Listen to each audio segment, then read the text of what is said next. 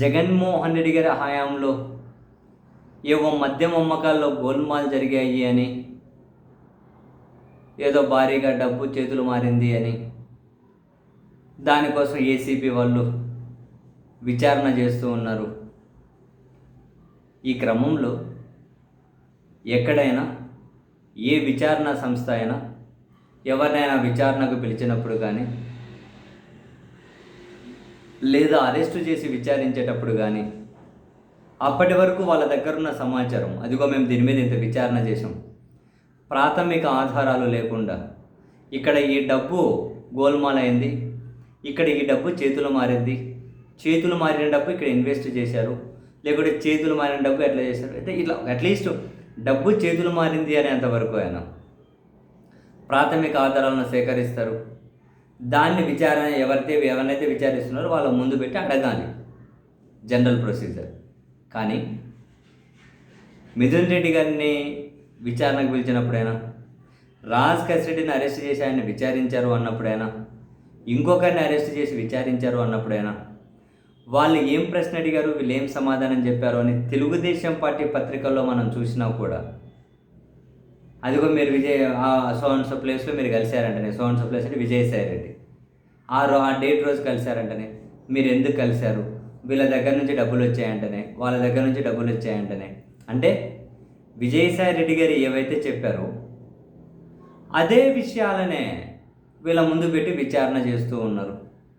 అంతేగాని ఇప్పటివరకు ఎక్కడైనా ఆధారాలు అన్నవైతే బయటపడలేదు.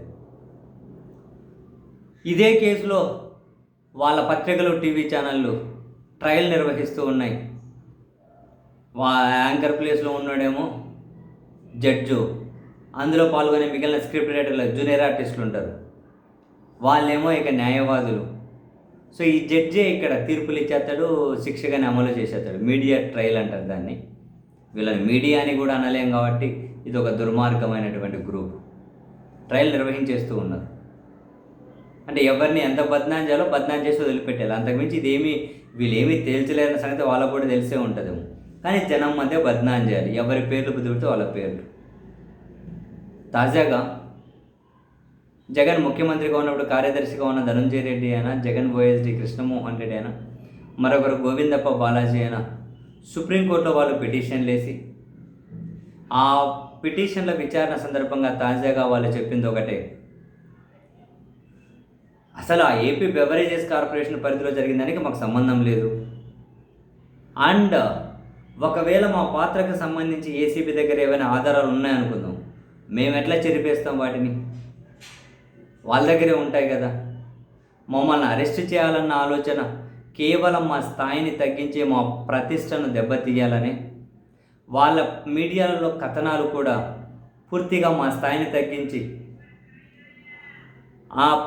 ఏమంటారు బద్నాం చేయడం కోసం మాత్రమే వాళ్ళు ఇవన్నీ చేస్తూ ఉన్నారు.